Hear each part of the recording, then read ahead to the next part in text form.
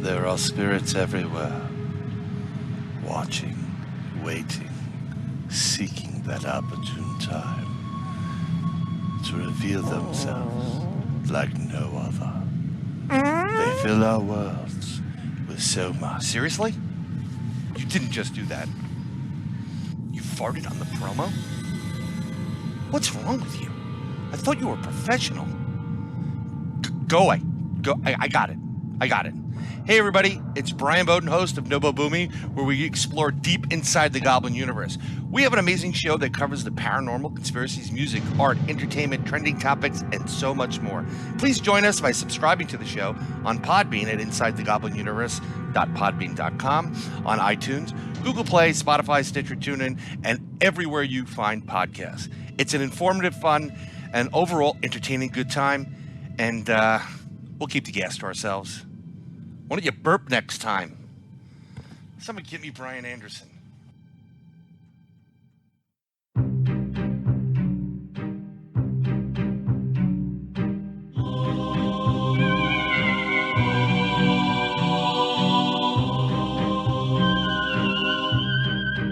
Welcome to Paranormal Heart, a place where people can talk about their paranormal experiences.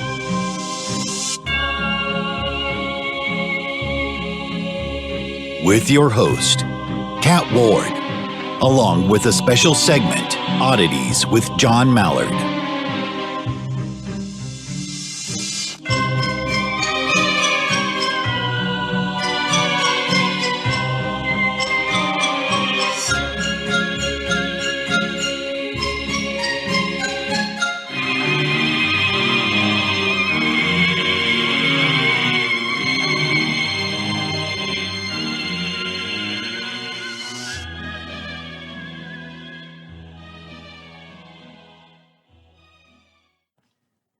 Welcome back, folks, to Paranormal Heart. Thank you so much for tuning in. As always, you can find us on the second and last Sunday of each month on Podbean and YouTube. You can also find us on sparkradionet.org, iTunes, Stitcher, TuneIn, Spotify, and anywhere you find fine podcasts. Well, folks, here in the Ottawa Valley, spring has finally arrived after a long winter. We still have a little bit of snow on the ground. Well, it is Canada, so of course we're still going to have snow on the ground, but it's really been nice out and it's melting fast. There's only a few patches here and there in my town. And with the beautiful weather and us having to still stay at home, as well as practice social distancing when we do go out, it seems everyone's out walking their dogs. Right now, I'm looking out the window and I see a lot of people out for a stroll with their pets. I've never seen so many people out and about. It's amazing. Yours truly as well. We've been taking our dog out for a lot more walks, which she absolutely loves. You should see how she reacts whenever we mention the word walk or if we pick up her leash. She's all ready to go. Have a thought. Do you think our pets are wondering why we've been home so much lately and given them a lot more attention? Something to think about. So tell me, what have you been doing while you're staying at home? Have you been learning anything new? Have you decided to do things around the house that you've been putting off for a while? Let me know what you've been up to while you're at home. And don't forget, if you've had any paranormal experiences, I am looking for you to be a guest. Paranormal could be ghosts, cryptids, UFOs, Mandela effect, and yes, even time travelers. If you don't feel comfortable being on the show, I don't have to use your real name, or if you prefer, email me your encounter and I'm more than happy to read it on the show for you. I just want to share your encounters, your stories, with other people who may have had similar encounters. So drop me an email at paranormalheart13@gmail.com. This episode's shout-out goes to my listeners in Russia. You are all amazing. Thanks so much for tuning in. I'd also like to send a big hello to Jason and his wife. Jason always takes the time to comment on my YouTube channels, and I just want to say thank you for that. And I hope both you and your wife are doing well and you're able to get back to normal lives with all this quarantine stuff. This episode, I've given John a break from his oddities. But don't worry, I won't leave you hanging. I have a special guest with a wonderful story for you. So here, my special guest is Dixie Cryptid with a strange encounter. Over to you, Cam. Hi, Kat. I hope you're doing well. Thanks for inviting me to share one of our stories on your podcast. Usually we get stories from subscribers on my channel about Bigfoot, Dogman, and cryptids. But sometimes we get UFO and alien abduction stories, and this is one of those. So I'd like to share that with your audience. And here's what this man writes. He says, "My name is Mike. I'm a 64-year-old Texan who still lives in Texas. I've had UFO sightings and visitations as well as missing time throughout my childhood and adult life. I suppose I was chosen by these entities. The following is the experience that started everything. On a hot August day in 1970, I was a 16-year-old boy about to begin a new school year at a school I had never attended. We had moved into the neighborhood that summer. Two of my schoolmates and neighborhood friends stood with me at the bus stop. One was 16 and the other was 13. In the previous years, waiting on the school bus to arrive was always playtime, constantly messing with each other and often getting on each other's nerves, but it was a fun part of the day. As we stood waiting on the bus, one of the boys pointed at a strange orange object in the distance. If it had been a plane, it would have not drawn our attention. Soon we all were looking at this thing in silence. The object was getting larger, meaning it was getting closer. Within seconds, it was right on us, so close and coming so fast that we had no time to react. I threw my arms over my head as a last-minute defense. It was terrifying. The next thing I remember, I was sitting in my homeroom class and the teacher was talking to us. Immediately before that, I was putting my arms over my face. What had happened? I got through the day. It was weird, but I felt like I was going through the motions of the day. Something was off and I was confused. Teachers would walk by my desk and touch me or shake my desk to get me out of this strange trance.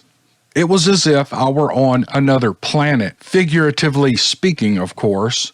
The next few days were much the same. Everything was a haze. I could not concentrate on anything. But as time went by, maybe a week or 10 days, I began to think more clearly, and I even told myself the whole thing had been a result of a bad dream. However, those two boys who stood with me that day, we never spoke again that year. It was like I knew them, and I knew that we were friends, but there was a distance between us, and we didn't speak to each other at all. All those days standing at the bus stop, and we all stood there in virtual silence. We spoke with other kids at the stop, but not each other. That year seemed to fly by. Actually, my whole high school experience went very quickly for me. Towards the end of my senior year in 1974, I was about to graduate. Things were going fine, and I was excited to be getting out of school and doing something else with my life. About a week before the seniors were dismissed from school for good, I was sitting on the bus and had almost arrived at my intersection. The older boy who was with us the day this incident occurred walked from the back of the bus and sat down beside me. I had forgotten he even rode the bus with me. I was astonished. We had not even noticed each other in all that time, and now he was sitting beside me like we were friends again. He said, "Hey, Mike, how you been? My father just got a new job in California, and we're going to be moving this summer. Hey, do you remember the day that we saw that thing in the sky?" I looked at him in astonishment and said, "Yes, we never talked about it, so I figured it never happened. I still think it was a dream I had had." I heard the air brakes hiss on the bus and the doors opened. We all got off the bus and his mother was at the bus stop in her car to pick the boys up. They ran to the car and were soon gone. I was left standing there with all those questions. To say I was disappointed would be an understatement. I slowly turned and walked to our house. It was like I was inside that dream again, but had the event actually happened? All those memories flooded back, and I was very quiet for the next few days. I didn't see these brothers at school again, and the family never showed up at our graduation. Believe me, I had been looking for them. The day after graduation, I started a job and didn't have much time to do anything. I needed to save money for college in the fall. But a week or so later, on my day off, I walked to my friend's house and they had already moved. I don't know where they went exactly. That episode happened 50 years ago and I still think about it often. It left a mark on my mind. Was I abducted that day? What happened to the time from the bus stop to my homeroom class? Why was I confused for days? I have so many questions about this incident as well as subsequent events in my life. I have confided in some through the years and I'm immediately labeled as off my rocker. I wish I could catch up with my high school friend to see if his experiences are similar to mine. I may never get the answers. Thanks so much, Cam. I really appreciate that.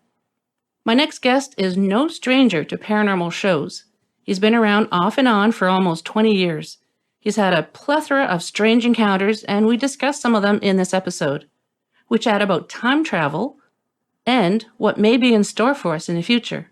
So please welcome, from Swamp Gas Radio, Tigger, also known as Arizona Tramp. Ribbit. Oh, that was recording. Hey, Tigger, how's it going? And welcome to Paranormal Heart. That was a good start. Hey, Cat. It's been long enough since I've been on your show, lady. What the hell? How you doing? Well, you haven't been on my show, so it has been too long. It's been a while. You used to do the news for me, and I haven't talked to you in over a year. I know. So if anybody recognizes Tigger's voice, you may know him as Arizona Tramp. Since I started school, I haven't been talking much to you or a lot of people, actually, but finally have you on the show, and thank you so much for being here. Well, I'm here. I told you I'd come on at some point. Yes, you did. I kind of thought you forgot about me. Good grief, no. You can't forget you. Good or bad, you just can't forget you. So what's going on? What are you going to talk to us about? What do you want to know? I mean, well, what we discussed. Oh, I know.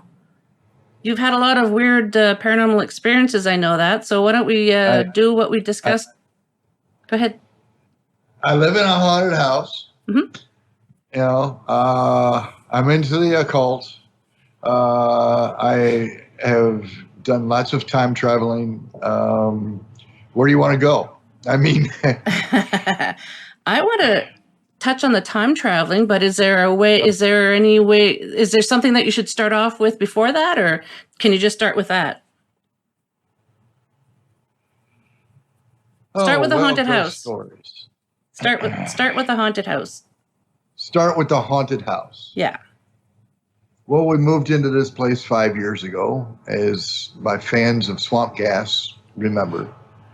And it's a haunted house. The two guys that were married to the lady at different times, mind you, and they both died and stuck around and waited for her to die. And she died about a year and a half ago now. And when she died, those two ghosts left. But there's other ghosts that are around. And they've got a swamp behind me that critters like to come out when you're having a bonfire and stuff. But the story that goes when we first looked at the house and we're looking around the property, I could smell one of the guys. It's you know what someone that hasn't taken a bath in like months smells like, and he's old and that's what it smelled like. And I didn't know why at first. I didn't pick up on it. So after we moved in, we got the story from the neighbors and from the lady that lived here that was how the old guys hung around, and how when the lady that lived here used to, she was a fanatic and she would clean her house, and she'd wake up the next day and there was this heart made out of dust on her counter. And she used to keep them immaculate, you know, nice and clean and everything. But there'd be this dust spot there. that was in the shape of a heart. And that was like a sign. She took that as a sign that her husband still loved her and was waiting for her. And this guy used to do things like turn the heat up on me, or he would just turn the heat all the way off. Or I'd be in the shed, I'd be working, doing whatever project, and he'd take whatever tool I was using, and he would put it on the other. He would literally put it on the other side of the shed, and I'd look all over for it, and I would find it. That's the type of things that he would do. That doesn't happen anymore since they're gone. But we just did some painting in the house about 2 days ago now, and it seemed like somebody was around the house, just watching, and it just felt kind of creepy. It was just me and the wife here. So there's not all the paranormal stuff here, but there's a good little chunk of it. What? Why did they suddenly disappear? Did you do anything, or did they just leave? I didn't have to do a thing. These guys are cool. They left. She died, and they went with her. Okay. They were waiting on her. That's my theory. Never had a conversation with them. Never caught an EVP from them. Even though when I would record Swamp Gas, I'd always get EVPs with them. Really? And me saying that just made me remember about the time I'm sitting here in the back room, and if you remember when I did my shows, how loud the crickets. Yeah. Well, the crickets are going. It's summertime. I go out into the backyard and I hear this clicking, like, and I hear it coming from several different directions, and it ends up that I see these praying mantis looking sons of a bitches just hovering around in my backyard. That's kind of creepy. It was freaky. How big were they? Like human size or just small? It was hard to tell because they're hovering, so I don't know, maybe 4 feet. Maybe 4 feet high, maybe 5 feet. I don't know. They're like hovering above the ground. They're not, and they're talking and they can understand each other. I can't. I was not able consciously anyway to understand what they were saying. So I have no idea why they were here. Was that the only time you saw them? That was the only time here that I've seen them. I've had dealings with those mantis people before. Really? Yeah, and do it's tell. never good. Really? It's never good with them. So what I saw in the backyard, it was last year. That was the calmest encounter I've ever had with those things. Where have you seen them before? When I was in Minnesota, I had dealings with it, and they came and abducted my girlfriend's daughter. Whoa. After that, I ended up putting up, I had a dragon. I had a dragon outside. I'm not going to explain how I conjured that up, but there was a dragon guard in the house outside, and there was people talk about white light and how you're supposed to put white light up to protect things. Well, white light is all the spectrums of light bunched together. It doesn't do any good. It kind of defeats its purpose. So you put up gold light. And gold light is the cleansing light that will destroy any negativity and keep any negativity from entering in. The bad side of using gold light is that if you keep it coming down to the location that you want too long, then it will start affecting you and everyone around you too. And it's just like anything. Too much of anything is not good for you. How does it affect you? and keeps you from doing things that you want to do. It can make you lethargic. Mm-hmm. It can give you symptoms of depression without actually being depressed. I've never heard of the gold light before. A lot of people haven't.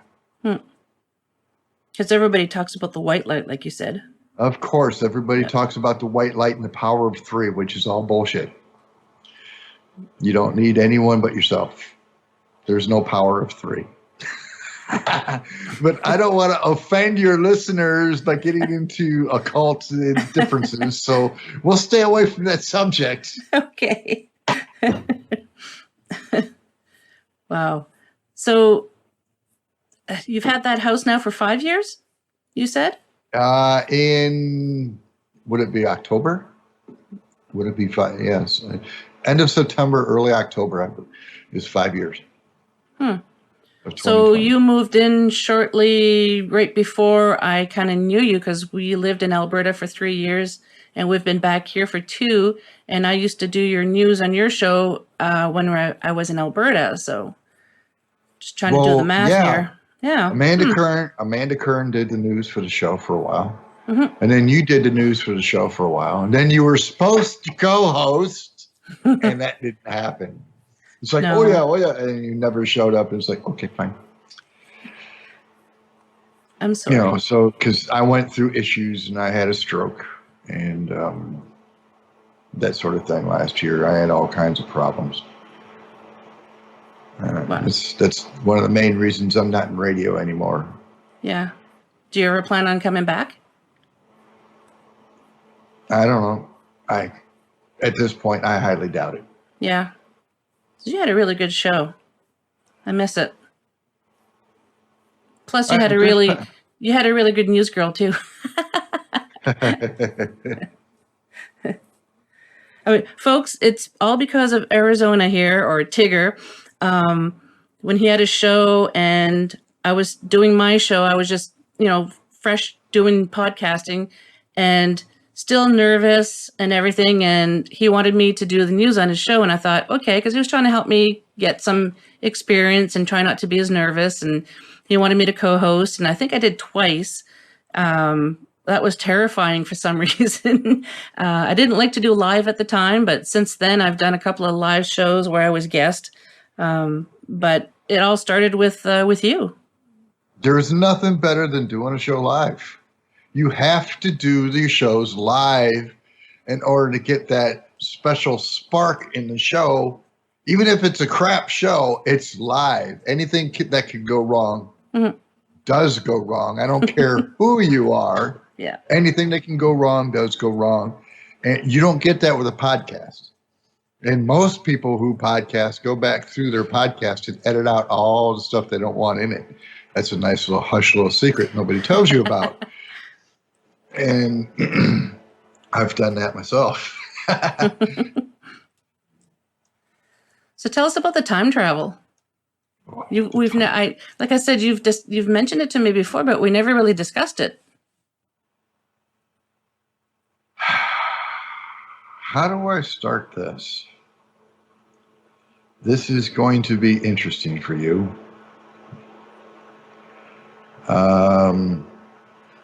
You mentioned earlier something about a hotel that might tie into the time travel. Well, there is a hotel that ties into the time travel. Mm-hmm. There is,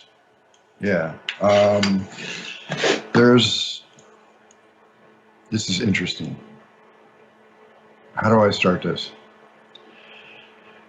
I guess I just come out and start it. I mean, I've said it. There's enough people that know about it, and people of importance that we don't like, none of us like, already know about it. They already know I run my mouth about it, but most people don't believe it, so they don't give a shit.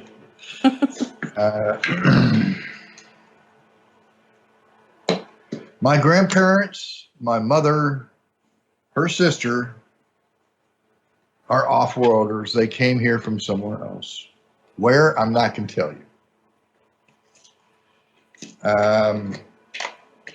Birth records indicate that my mother, well, let's just put it this way. My mother turned like 18 in 1960. And so I don't know why I said anything about birth records. I'm just trying to give you a little timeline here. That being said, my father is human. I am what people consider a half-breed. And can you tell I really don't like talking about this part? We don't have to. If you're uncomfortable. Okay. Well, in order for people to understand what's going on, because when I say I'm a time traveler, I'm not human. There's things that I get to do that humans just don't get to do. There's humans that claim they do, that come on the radio, and they're so full of crap. And I sit there and I yell at the radio because they'll be in a time period where I was, and they're just talking crap because they don't know. They actually don't know. Like time travelers that will. Supposed time travelers that say, "Oh, we went back to the Revolutionary, the war between the states, and we took this picture of Gettysburg, and I'm this little boy that's standing here, and well, how did you just take the picture, or did you have to stand there and wait, or would you have to?" And he said, "Oh, I just take the picture and I did this as my job for a little boy." And things are so much different back then because, for one, cameras just came out back then, and you had to stand in place. That's why you see figments of people in that one Gettysburg picture, and you see people standing there, and you get the full picture, and you get a lot of blurs because you had to stand still in place for 5 minutes. And if you moved, and if you were walking by during the time the picture was taken, it wouldn't even show up. You wouldn't show up at all. And kids at that time, they weren't there. Little kids had nothing to do with it. They were seen and not heard. And if they were there at any point, they were slaves, basically, or they did what they were told to do, and they stayed hidden and out of the way, and so on and so forth. But anyway.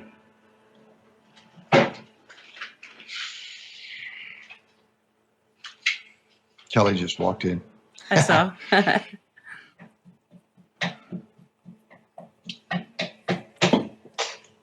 So anyway, we can start off, and I can start by confusing the hell out of people. You do that anyway. At the Commodore Perry Hotel in downtown Toledo, there used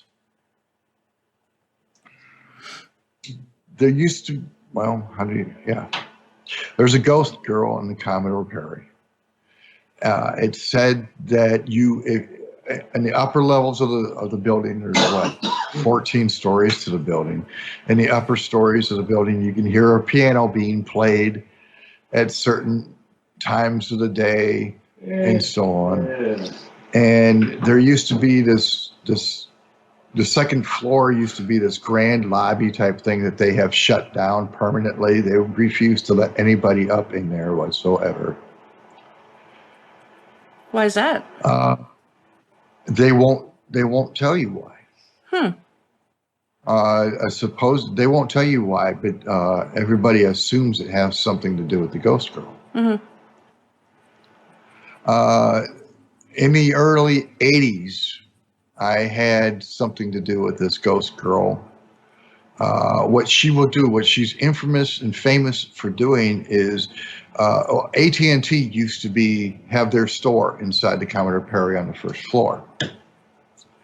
And the stairs that go up to the second floor, it was like this grand lobby type thing, were right there before you went into the store for AT&T.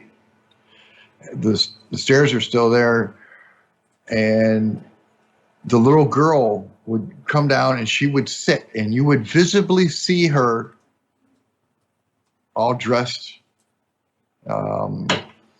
and she would be a full-figured person, and you would visibly see her. She would talk to you, and if you talked back, she would either disappear right in front of you, or she would, if she did hold a conversation with you, she would get upset usually, and she would run up through the wall that was placed there at those stairs, and you would never see her again. And she did this. She's done this for 75, 80 years. That's how old this story is. In the early 80s, I walked in there. It was cold. It was snowy, and I wanted to get warm. And I didn't know at that time anything about this ghost girl or anything about the Commodore Hotel. You know, people just back there in the 80s, they didn't do what the ghost stuff is now. People didn't talk about it back then. Yeah. It wasn't anything to do with anything back then. So I walked in, and I knew the security guard. He let me come in and get warmed up. So I'm standing there talking to him. And then I see the girl sitting on the steps.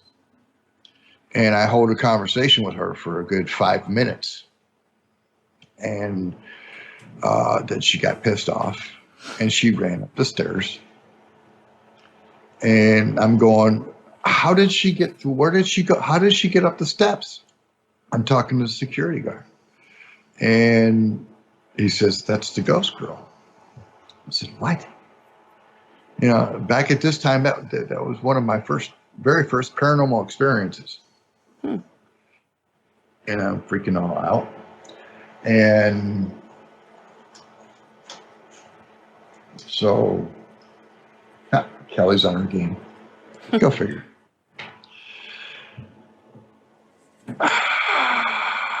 So you saw the ghost girl? It was your first encounter? That was my first paranormal encounter, basically. Mm-hmm. I mean, I had a couple before that, but they weren't really interesting. So this all leads back to me and a friend of mine and her little girl. It was during this time. We took off. During this time, let me be clear, during this time that we're all going through right now. We took off and we went back to 1958. And we stayed in the hotel that was next to the Commodore Perry. Long story short, my friend's daughter died in the Commodore Perry. She was murdered. I'm not going to get into gruesome details about it, but it wasn't until then that I understood who I was talking to in the 80s. It was the very same girl. So that proves a loop sort of thing.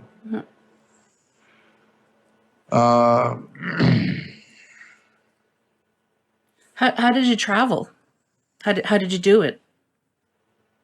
Oh, me? I took my motorcycle. No, I did it. I mean, seriously. You make like a doorway, and you go through the doorway. You go wherever you want.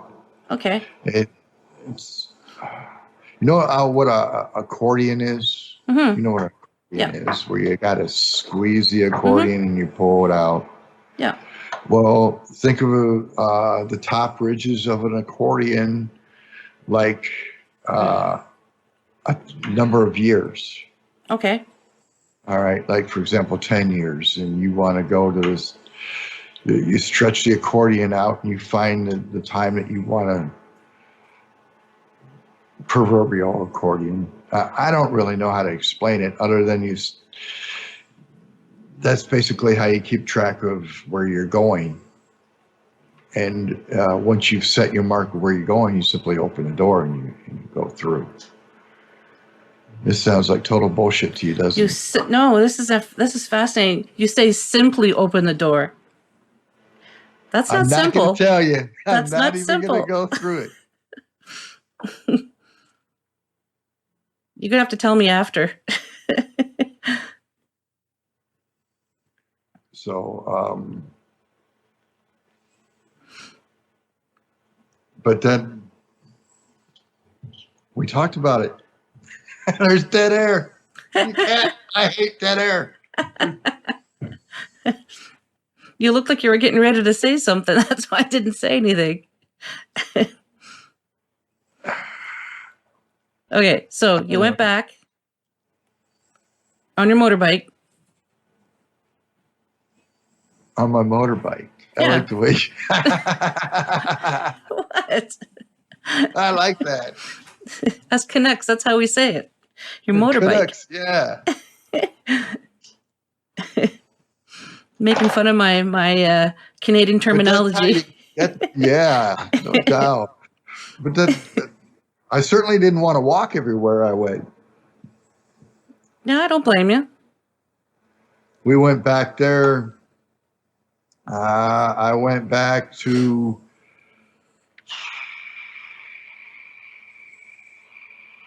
what was it? The very early 1900s.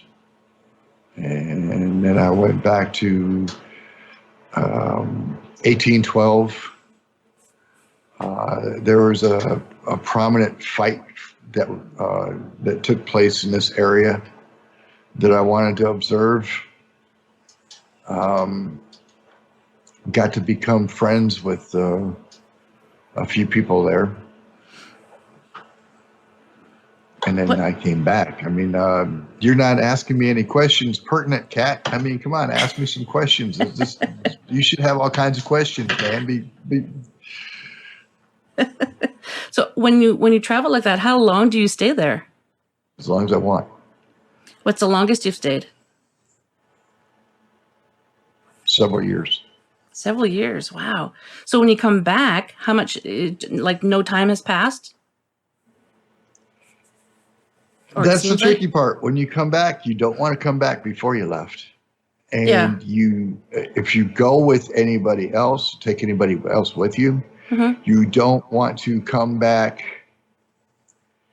3 or 4 weeks later than from the time that you left, because the police will have questions for you. I guess, like, where have you been? Understand what I'm saying? Especially if there's a reason that the person you took with you didn't go back with you. Yeah. You know, for whatever that reason is, you're going to have a hard time explaining, you know, what's going on.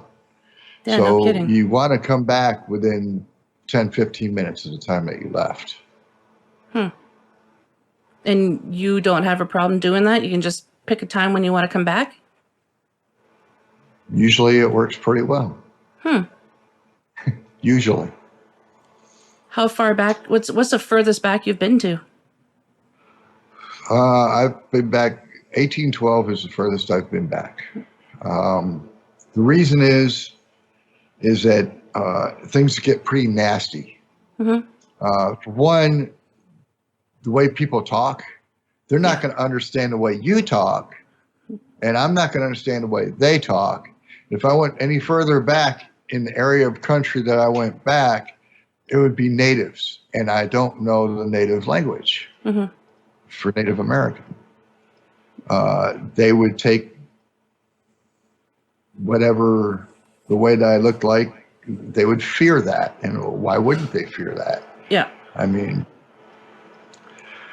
There's also the thing of disease. If I had stayed long enough in 1812, I'd have had to go through the bubonic plague. Oh. I wouldn't have been able to handle that. I would have, my body wouldn't be able to handle the bubonic plague, nor would anybody else in our timeline be able to handle that. Yeah, because you'd be bringing that back. You know, the same would go if you were to take someone from that time and bring them into this time for whatever reason. Their bodies would not be able to handle what is normal for our bodies to handle. The flu, where we can get over the flu would kill them. Yeah. Not to mention their mind seeing stuff from, a couple hundred years in the future for them. They would get over that. They'd get over that pretty fast. Oh, yeah? The hard part for them is when they go back, keeping a mouth shut. They can't tell anybody, because if they tell somebody, they get burned for a witch. Yeah. Have you ever gone forward or just back? I have gone forward. I've gone to 2036. I've gone to 2022. Oh, that's a fun one. 2022. 2022. That's just, yeah. I went back. Yeah, I went to 2022. Yes. Can you tell us about it? I can. You asked for. I've been to 2060. 2060 is absolutely nothing like what you know now. Really? How different is it?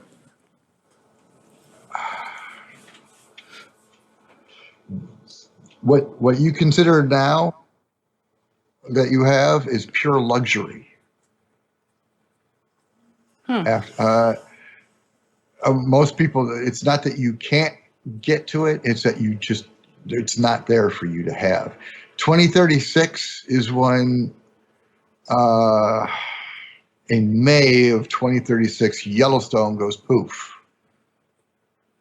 In October of 2036, there's a super volcano on the other side of the planet that goes poof. There's your very big decrease in population, not just of the human species, but every species. Yeah. So that's pretty scary all by itself after that, for a long time. 2022. Not far off. You wanted to talk paranormal. You want me to talk about 2022? Sure. This ain't over. The pandemic? That's right.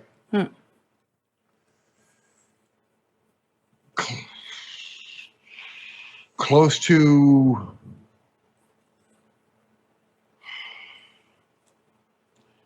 2/3 of the world, of the global population, is gone as far as the human species is concerned. Wow. That's mind blowing. This thing is a wave. It just, the waves keep getting bigger, and they keep getting bigger and getting bigger, and no amount of social distancing or whatever you want to call it is going to have anything to do with it. It's going to do what it's going to do. And there's some other things that are thrown in the mix at the same time. A few other diseases will, plus you got the flu that comes back every year, and so. Do you know where the this pandemic where it came from? This pandemic was made in a lab. Do you know where? Because I have heard North America, and it was sent to China. I don't know. I believe very much that I had this back in October of 2019. Yeah. I'm in Northwest Ohio. I ended up with what the doctor called pneumonia, but the symptoms were exactly what they talk about COVID-19, where you feel like you're in an airplane at 30,000 feet and the cabin pressure is slowly being released and you just can't breathe. You don't feel like that with pneumonia. As long as you're sitting up, you don't feel that way with pneumonia. This is different. This is it feels totally different. It's like putting your hand over your mouth as tight as you can and trying to suck some air. That's the type of feeling that it is. I think I had it. I believe that it was our country, or I believe, I don't have facts. I don't know. I just think I had it back in October of last year. I think it was October. Was it October, Kelly? Yeah. Wow, that's crazy. How long? Because I've heard that some people who have the pneumonia part with this antibiotics don't cut it. No, they don't do anything. Did it do anything for you? In October, they gave me what? Kelly was with me when I went to the hospital, and they gave me a shot, right? I don't remember what the shot was, but they gave me the little blue breathalyzers that you squeeze. They gave me that, and they sent me home. And for me, because I'm not all human, it worked. Within 3 or 4 days, I was up and I was fine. Lucky.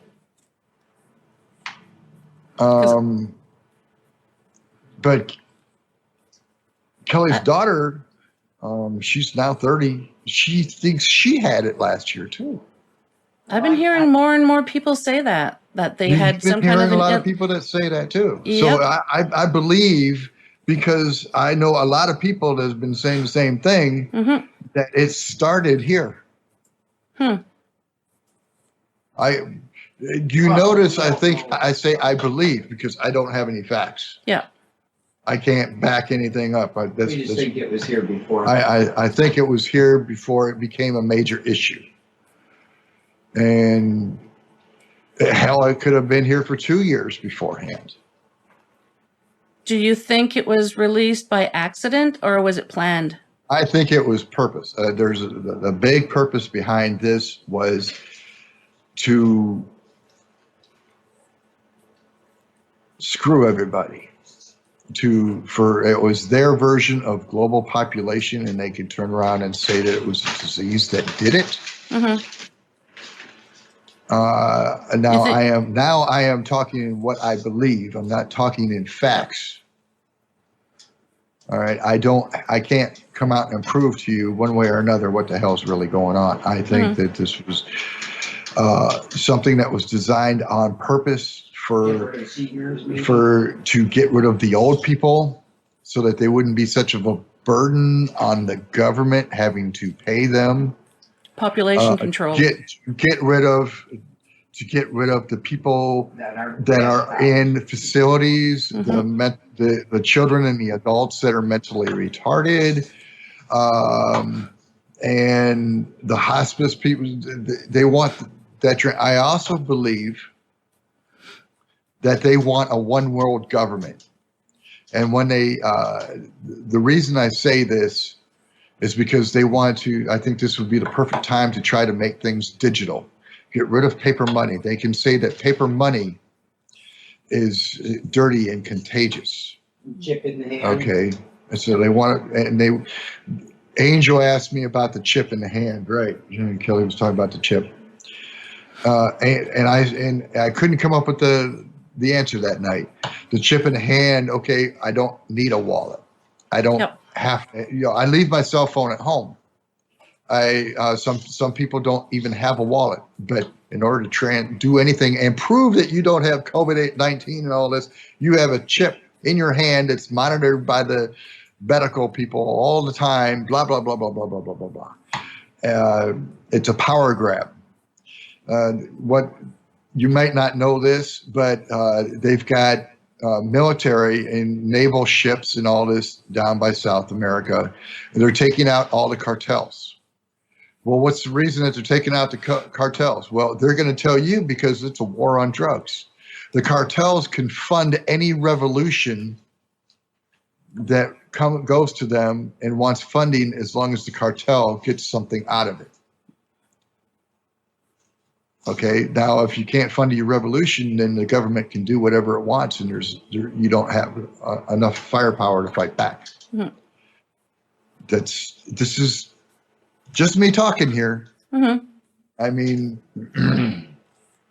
and from what I've seen, it worked.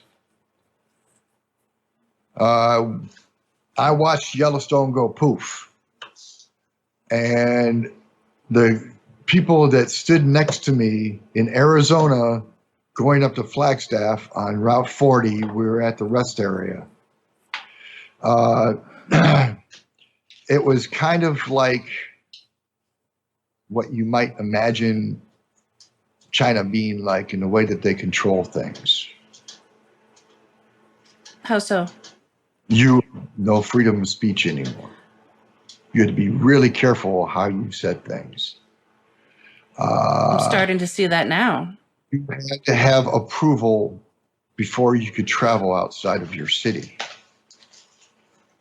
So the people that I had talked to that stood next to me, and we talked for a good hour before Yellowstone went poof, were explaining to me, and they were a little put out by it because they didn't believe what I was telling them. But what they explained to me was they had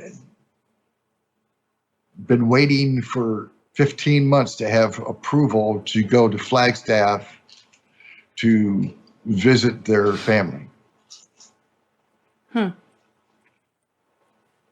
Flagstaff is in Arizona. So. Yeah. We're starting to see some of that now with, like in Canada, borders are closing because of the pandemic, and no non-essential traveling. I've been seeing some friends in the States who have to have special identification to show that they have a purpose to being where they're going. So we're already starting to see signs of that. Well, not just in that sort of way. There's a few incidents here in the country where Christian preachers on Easter Sunday, I'm not Christian. I'm not Christian. Yeah, I know. But I don't care if you want to worship, do whatever you want to do with church. That's just fine with me. Mm-hmm. They did their services where they put people in their cars. The people would drive up in their cars. And they turned the radio on, and the preacher would use his little FM transmitter thing, just like you would at a drive-in. Yeah. And be able to listen. And he preached his church service through this. It's better than standing 10 feet away because you're isolated in your car. And they broke these church services up, and they fined people, forced them to go home, threaten them with jail, and it's like that's just like fucking communist Russia. And you don't see that kind of thing go on in this country, and it's nothing more than a power grab. Now, do you think where you've been to the future, things could potentially change and maybe what you've seen won't happen? Or is it fixed? It's bound to happen. It's never fixed. People try to say it's fixed. It's never fixed. However, let's say now you're talking realities. Mm-hmm. In one reality, I throw a ball and it goes through the window of somebody's house. Mm-hmm. Well, me going back and being in a different reality, remembering that I'm not going to be the one to pick up that ball and throw it, because when I threw it, it went through the window of the house. The person next to me picks up that ball and he throws it through the window of the house. Very same pane of glass, very same ball. Can you understand what I'm saying? The Yes. event can be fixed Okay. as a fixed point in time. Mhm. It doesn't necessarily mean that the same people are responsible for it each time. Mhm. Because with each decision that you make, guides you into the next part of the reality that you exist in. And there are billions of different realities. And that's, I don't even want to get into that. I think my brain would pop if you did. It's just difficult to wrap your mind around it. In other words, if Yellowstone didn't go poof in May of 2036, it could go poof in June of 2038. But before 2040, it's going to go poof. Is it possible that it wouldn't be that, it would be something else that would happen? Or is it that's what's going to happen? It's going to happen. It will happen here before 2040. I'm still, every sign that I see still says it's going to be 2036. It's kind of like in our reality that me and you exist in, Mm-hmm. 2 planes hit the World Trade Center, and the World Trade Center came down. In our reality, they say that Iranians or whoever it was, were on those planes, and they hijacked the planes. But in another reality, it could be another reason why 2 planes hit. Mm-hmm. Do you follow? Yes, I do. Yep. The event will always happen in a fixed point where the event has to happen in order to make the next part of the timeline work the way that it's supposed to, I guess is Mm-hmm. you could put it. I don't know. Since my stroke, I'm not really the best at talking anymore. So that's fine. So have you been to the same place more than once? At the same amount, Yeah. the same time frame? Like Yeah. revisiting, yeah? And the funny thing is that people say, "Oh, well, you'll influence something," and it's like, no, you won't. I was just going to ask that. I You're in mean, my mind. If I went, back and shot JFK, JFK was going to be shot anyway. Mm-hmm. Maybe not at that moment, but it would have happened. Maybe not at that moment, but it would have happened. Mm-hmm.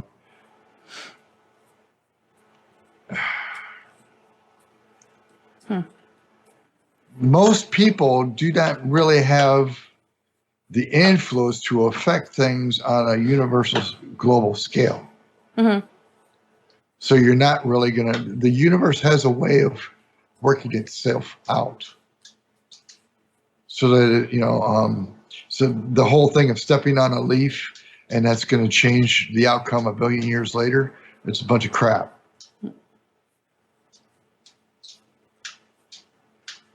So this whole pandemic thing, when does it end?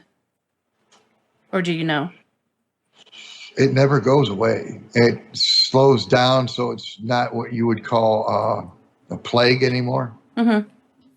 But it never goes away. It's just like the flu. Mm-hmm. And it mutates every year type thing? The reason the flu, this whole thing with the vaccine is so stupid. Everybody already has immunity to the flu because they've gotten it Mm-hmm. countless times from being a kid all the way up to their adult life. So they have this immunity. Their parents had immunity to the flu. Mm-hmm. They get the flu. They usually, unless they got something else going on and the flu kills them, Mm-hmm. or they get really bad pneumonia, Yeah. which is on top of the flu, and that's not the flu, but that's pneumonia, then they're fine because you have immunity to it. But let's say somebody with the chicken pox, they caught the chicken pox when they were 10 years old, 5 years ago. I never had chicken pox. But Oh, wow.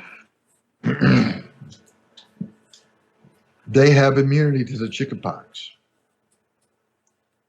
Take them back 200 years. Mm. Let them catch the chicken pox 200 years ago. Even though they already had a chicken pox, it's still going to kill them because their body does not have immunity to that strain of the chicken pox. I was just going to say it's a different strain. Yep. Do you get what I'm saying? Yes, I do. These things After are always. a while with the COVID, people they'll still get COVID, but it will be like catching a cold. They'll get over it because they'll have that immunity in their system. Right now, there's no immunity to it. Mm-hmm. I mean, you look at China and people who had it before are getting it again, and they lived last time. This time they're dying. And our brilliant leaders in the United States say, "Oh well, it's fine. They're getting it again, but it's okay. You can go back to work and all this because we're greedy and we want your tax money." Yeah. It all comes down to money. Yeah. Yep. So are there people in the States that are getting it again right now, or is it just overseas? I think so, but you can't quote me on that. I don't. I pay it close enough attention to the news. The news drives me nuts. I can't. Yeah. I watch it just to see. I mean, it's a class 2 virus in the first place. Mm-hmm. And from what I saw from doctors explaining what's going on, there's another effect, another disease that you get on top of COVID-19. That's the disease that makes you go onto a respirator and die from not being able to breathe. It's not actually the COVID, but it's something else that comes on after you have COVID, and it weakens your immune system to the point where you get some. I don't remember where it was. I don't have that link. But anyhow. I remember seeing a video from this gentleman that was in the States in the hospital, and he said something about when he lays down, at least it was for him. He says when he lays down, he felt better. And when he stood up, he felt worse. But the nurses kept trying to get him to walk around for 20 minutes, and then he felt better. So apparently it's your body's way of, or the virus, apparently from what he said, tries to make you believe that you feel better by laying down, when no, it's actually making you worse. So as soon as you get up and start moving around, although it's difficult in the beginning, after about 20 minutes, then you start feeling better. And he said something about the virus is the reason why so many people are having breathing issues is it creates this, like the phlegm that's in your lungs, it changes the, it hardens. It's like crystallized, and that's why you have a hard time breathing. Now, I haven't heard anybody else mention that, just this one guy. So I don't know if that's true about this particular virus or not. Have you heard anything about that? Well, I can tell you this much, and I'm trying to get my Facebook to open up here so I can see what that was called. I've had pneumonia a few times, and I've had bronchitis a few times, and you don't lay down with pneumonia. You can't breathe when you lay down with pneumonia. Yeah. It's hard to breathe when you lay down with, lay flat with bronchitis. Yeah. And pneumonia, you have to sit up. At least you have to sit partially up, or you sleep sitting up, because you can't breathe any other way. Because the phlegm in your lungs blocks it all just lays and blocks the air from being able to be sucked in right, or however you want to put that.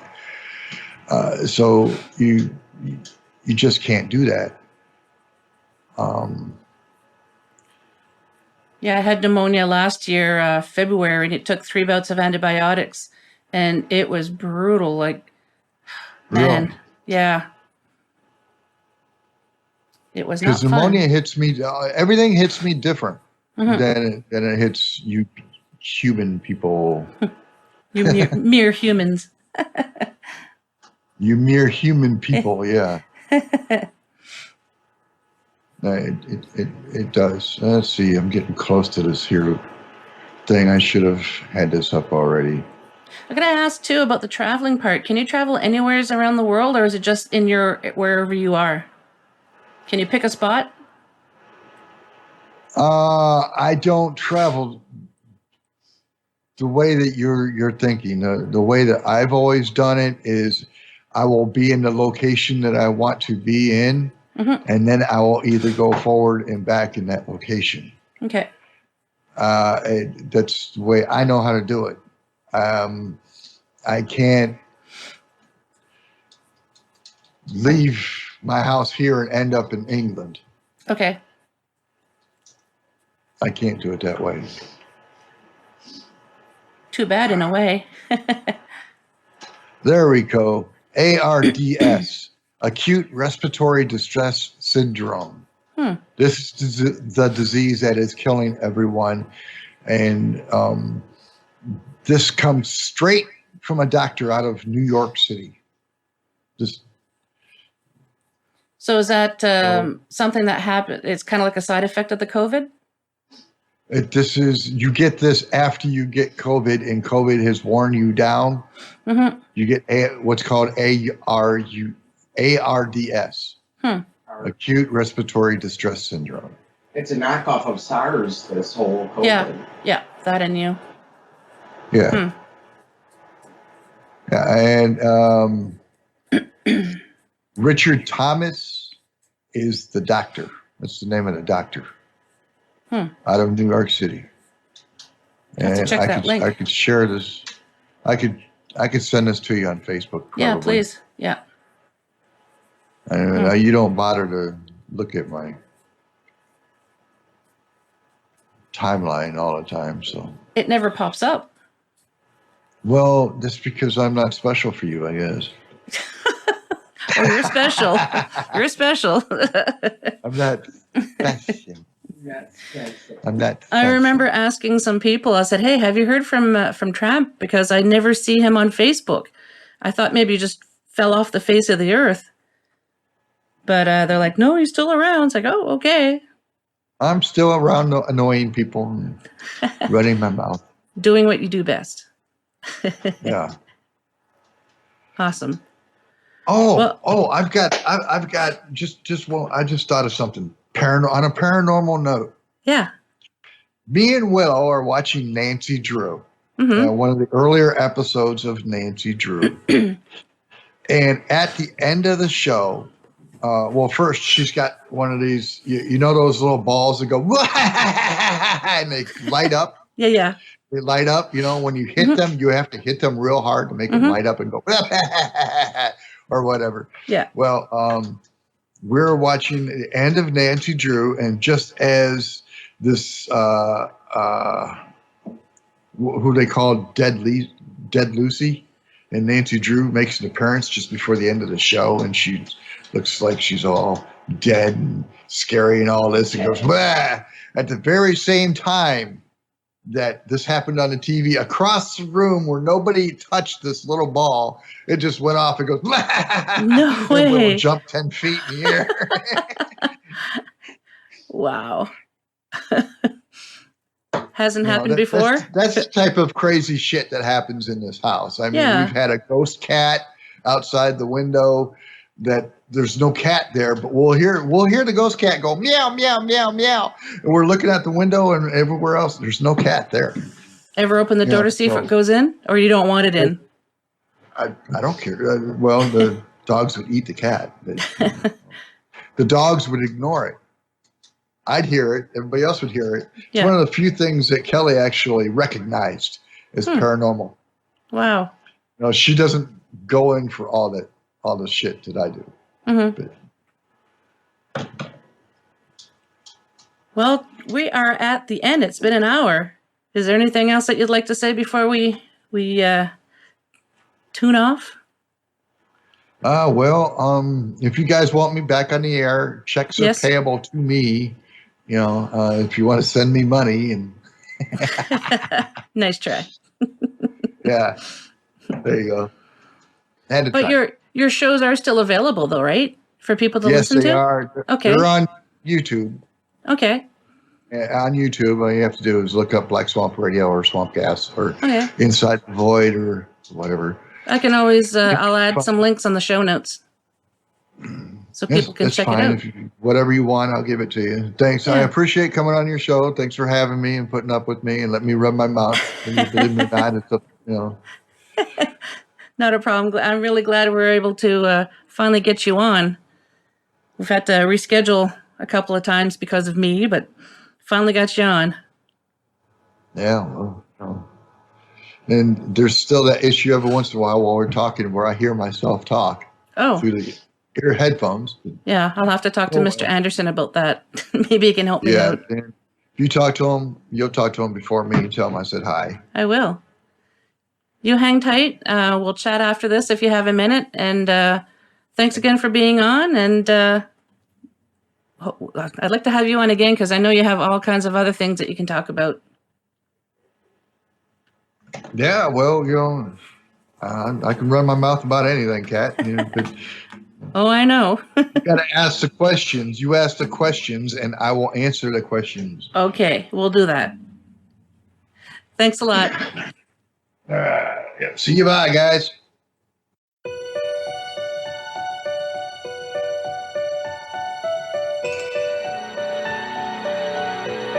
Well, we've made it to the end of another episode. Thanks so much for listening. Until next time, take care of each other. And if you'd like to be on the show or have questions and comments, just drop me an email, paranormalheart13@gmail.com. I'd love to hear from you.